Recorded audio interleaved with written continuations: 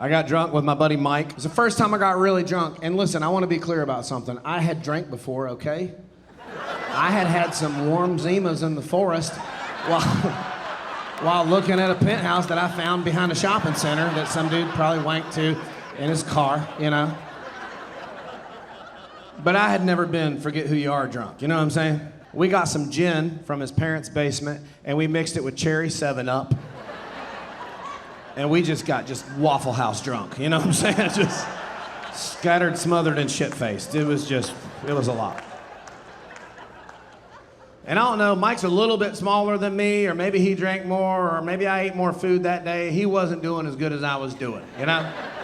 I was having a blast. Mike was kind of struggling to stay alive. And I don't know if you've ever seen a zombie movie or a zombie show, but the zombies, they drag one foot and they have an arm out in front of them and they go, "Aah."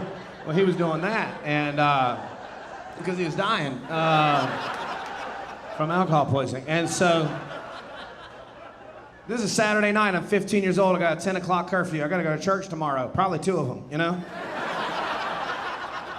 And it was like real close to 10, and I was panicking.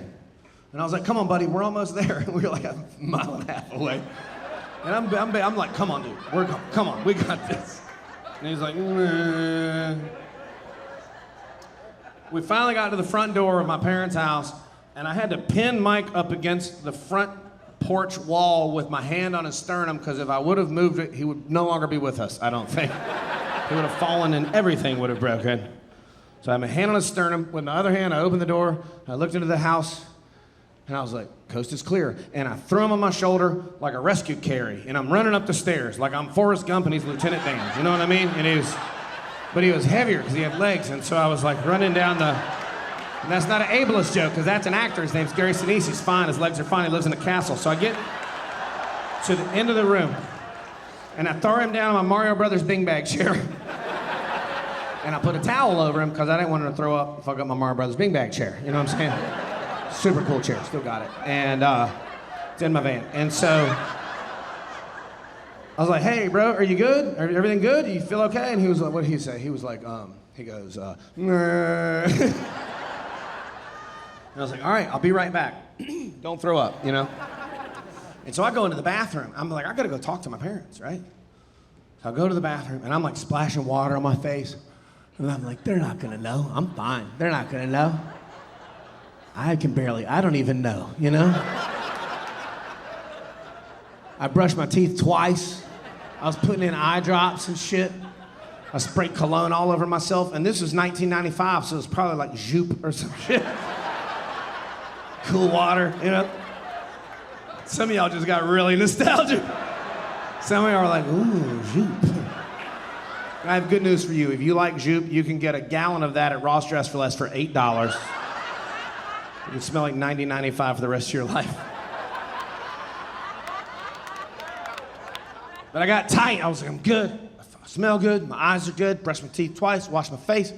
I'm good. I'm just going to go in there. I'm going to keep it tight. I'm going to keep it simple. Silky smooth. Smooth as ice.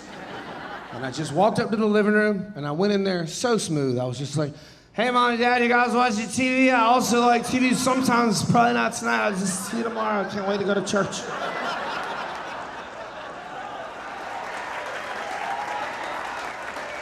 And I was like, I think that went really well. Really. I felt totally fine about it.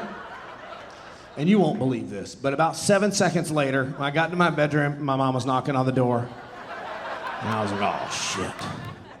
So I cracked the door, and I'm trying not to look at her or breathe on her.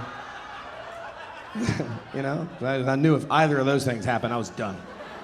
And I was like, hey, Mom, everything's fine in here, just normal and stuff. Can't wait to go to church tomorrow. Mike's just very sleepy. Long day. And she goes, your sister's on the phone. And I didn't know it, but they had been talking to my sister in the living room when I went in there, and I didn't notice because I was hammered. And so she hands me the phone, and I go, Jada, hey. And she goes, Mom and Dad think you're on drugs. And I was like, well, I'm not yet, you know? I was like, no, I'm just hammered.